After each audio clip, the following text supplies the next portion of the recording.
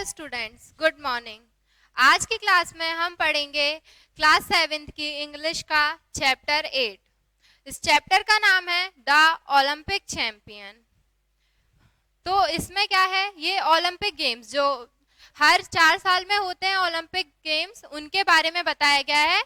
उनके चैंपियन, जो एक चैंपियन थे, मतलब बहुत बार चैंपियन रहे, बहुत बार जीते वो प्रतियोगिता, तो उनके बारे में ये बताया गया है। उनके बारे में एक छोटी सी स्टोरी है।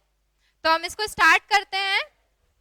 The Olympic games are held once in every 4 years। मतलब जो ओलंपिक गेम्स होते हैं वो हर 4 साल में एक बार होते हैं।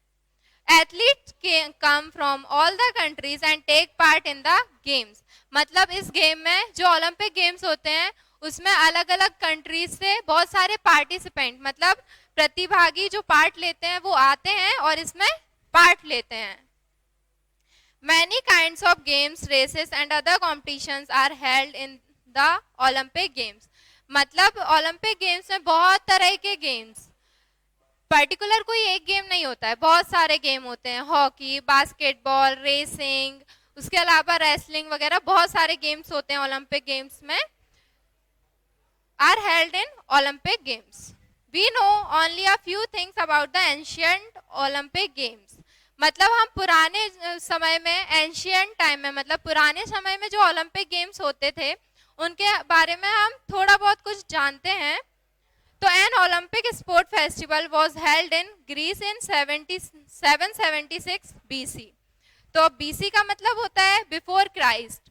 जो क्राइस्ट हैं उनके जन्म से पहले, मतलब जो ईसा मसीह हैं उनके जन्म से पहले का टाइम, तो उसमें BC बोलते थे, तो मतलब बिफोर क्राइस्ट।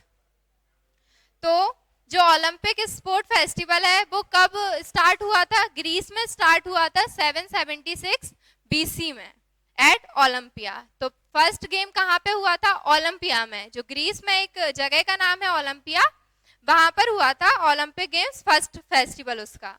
तो इसीलिए जब वो ओलंपिया में हुआ फर्स्ट टाइम तो उसको क्या बोला जाने लगा? Olympic games.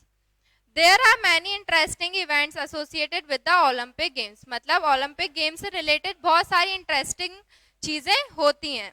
Let's share one of those events। मतलब अब हम उनमें से एक इवेंट, मतलब एक चीज शेयर कर रहे हैं आपके साथ।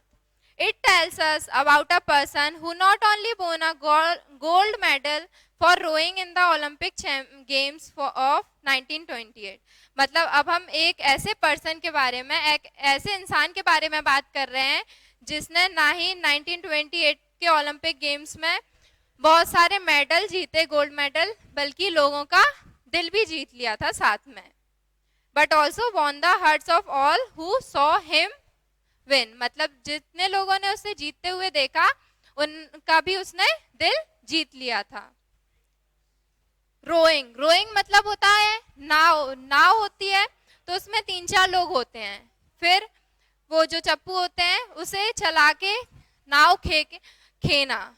रोइंग मतलब नाव खेना। तो वैसी रेस होती है, बहुत सारी नाव होती हैं, तो सबसे आगे जो जाता है वो विनर होता है। Bobby Pearce was born in Sydney. अब हम जिस पर्सन की बात कर रहे हैं उस पर्सन का नाम क्या है? Bobby Pearce. तो वो कहाँ पे उसका जन्म हुआ था? सिडनी इन ऑस्ट्रेलिया, ऑस्ट्रेलिया के सिडनी में। His father was a great sculling champion. तो उसके जो फादर थे वो स्कलिंग चैंपियन थे, मतलब जो छोटी वाली नाव होती है, छोटे चप्पू वाली नाव की दौड़ प्रतियोगिता। तो जो छोटे चप्पू वाली नाव की दौड़ प्रतियोगिता होती है उसके वो बहुत महान विनर थे, चैंपियन रह चुके थे। When Bobby was 5, he was rowing around Sydney Harbour in a small boat। मतलब जब बॉबी 5 साल का था तो वो रोइंग, रोइंग मतलब नाव खेना, नाव चला रहा था। कहाँ पर? सिडनी के एक छोटे से, सिडनी के एक हार्बर में। हार्बर मतलब होता है बंदरगाह। बंदरगाह एक टाइप से क्या होता है? जहाँ पे शिप, बोट सब रखी जाती हैं। मतलब जब वो रेस्ट में होती हैं तो शिप, बोट वहाँ रखी जाती हैं और वहाँ पर जैसे वहाँ से सामान लोड करते हैं, अनलोड करते हैं, जो भी सामान आता है तो हार्बर पे ही उतारते हैं। तो एक टाइप से स्टैंड होता है शिप्स या बोट्स का। तो वो वो क्या कर रहा था, वहां के उसी हार्बर के में वो अपनी छोटी सी बोट को चला रहा था। एट द एज ऑफ 6, और जब वो 6 साल का हुआ, he won the first race competing against 14 years old। मतलब जब वो 6 साल का हुआ तो वो एक 14 साल के बच्चे के साथ क्या किया, उसने फर्स्ट रेस की, पहला कंपटीशन किया और वो उसमें जीत गया था। By the time he was 20, Bobby was the sculling champion of Australia. मतलब जैसे वो जब तक वो 20 साल का हुआ, 20 साल का हुआ, तो वो तब तक क्या बन चुका था, स्कलिंग चैंपियन, छोटी नाव की जो प्रतियोगिता होती है उसमें चैंपियन बन चुका था। The following year he went to Amsterdam to compete in the Olympic Games। फिर उसके बाद का बताते हैं कि फॉलोइंग ईयर्स मतलब एक ईयर वो कहाँ गया, Amsterdam, to compete in Olympic games, Olympic games में पार्ट लेने के लिए। In the finals he competed against Ken Myers of America. मतलब वो फाइनल्स तक पहुंच गया और उसने फाइनल्स में किसके साथ कम्पीट किया, कैन मायर्स, कहाँ के थे वो, अमेरिका के। From the start of the race Bobby was in the lead. मतलब जब रेस स्टार्ट भी हुई तब भी कौन आगे था, बॉबी आगे था। He was very much ahead of Myers। very much ahead मतलब बहुत ज्यादा आगे था, किसके, जो कैन मायर्स थे अमेरिका के जिनके साथ वो compete कर रहा था, उनके बहुत ज्यादा आगे था। After half the race was over, he was still leading। मतलब अब धीरे धीरे आधी से ज्यादा रेस खत्म हो गई थी, फिर भी बॉबी क्या कर रहा था, लीड कर रहा था, सबसे आगे था। It seem that Bobby would easily win the race. और देखने में सीम्ड मतलब देखने में ऐसा लग रहा था कि वो तो बहुत आराम से इस रेस को, दौड़ को जीत सकता है। Then suddenly something happened. Suddenly मतलब अचानक, फिर अचानक से कुछ हुआ। He saw a duck and her duckling swimming across the waterway. तो जो बॉबी था उसने क्या देखा, एक डक, बदक है और उसके डकलिंग्स, उसके जो छोटे छोटे बच्चे हैं वो तैर के अक्रॉस मतलब एक साइड से दूसरी साइड जा रहे हैं पानी में। They were swimming into the path of his boat and the boat was going to run into them। मतलब वो कहाँ से जा रहे थे, उसकी बोट के जस्ट आगे से। तो अगर वो चलाता रहता नाव तो उसकी बोट किन में लग जाती, वो जो डक और डकलिंग्स जा रहे थे उनमें। The poor birds had no idea that they were in the middle of an Olympic race। मतलब जो बर्ड्स थी उनको कोई आइडिया नहीं था कि वो एक ओलंपिक रेस के बीच में पानी में से निकल रही हैं। Immediately Bobby slowed down his boat. तो फिर क्या किया, जब उसने देखा कि डक और डकलिंग्स उसकी बोट के जस्ट आगे से निकल रही हैं तो उसने अपनी नाव को स्लो कर लिया, धीमा कर लिया। Myers was catching up very quickly. अब मायर्स को क्या हुआ, एक मौका मिल गया आगे आने का, तो वो बहुत जल्दी जल्दी आगे आने लगा। कैचिंग अप मतलब बहुत जल्दी आगे आने लगा। The people on the bank, bank इधर वो बैंक की बात नहीं हो रही है, इधर किस बैंक की बात हो रही है, एक नदी के किनारे की। तो नदी के किनारे को क्या बोला जाता है, bank. The people on the bank were cheering and shouting as if they were mad.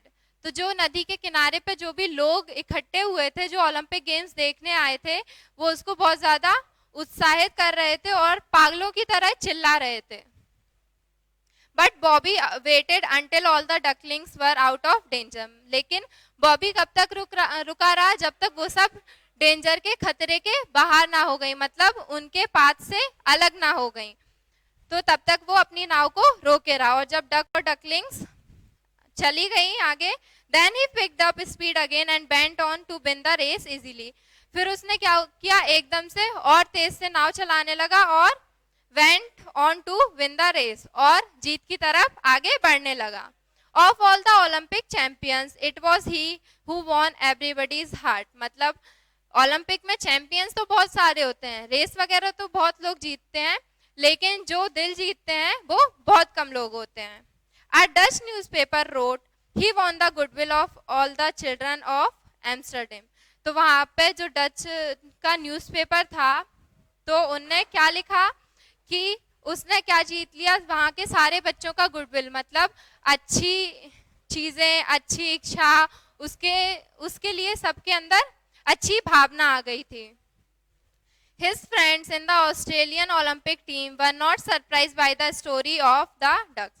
मतलब जो उसके फ्रेंड्स थे ऑस्ट्रेलियन के ओलंपिक टीम के, तो वो सरप्राइज नहीं हुए, आश्चर्यचकित नहीं हुए। क्यों नहीं हुए? क्योंकि उनको पता था Bobby is that kind of man, they said, मतलब उनको पता था कि बॉबी वैसा ही है, मतलब वो बहुत दयालु है, बहुत अच्छा है। तो उनको कोई सरप्राइज नहीं हुए, शॉक नहीं हुए कि उसने अपनी वोट रोक दी थी डक के लिए। From the age of 6, Bobby Pearce competed in races for 35 years. मतलब जब से वो 6 साल का था तब से ही उसने पार्ट लेना स्टार्ट कर दिया था। तो उसने कितनी रेसेस में पार्ट लिया था? 30, competed in races for 35 years. मतलब जब तक वो 35 years का नहीं हो गया तब तक वो हर रेस में पार्ट लेता रहा। He stopped taking part in the sports in 1945. और 1945 में उसने स्पोर्ट्स वगैरह में, खेल में पार्ट लेना बंद कर दिया। In all these years he never lost a single race. मतलब और ये जितने ईयर थे 35 ईयर्स तक, उसने एक भी रेस ऐसी नहीं थी जो वो हारा हो, सारी रेस में वो हमेशा जीतता था। Thank you.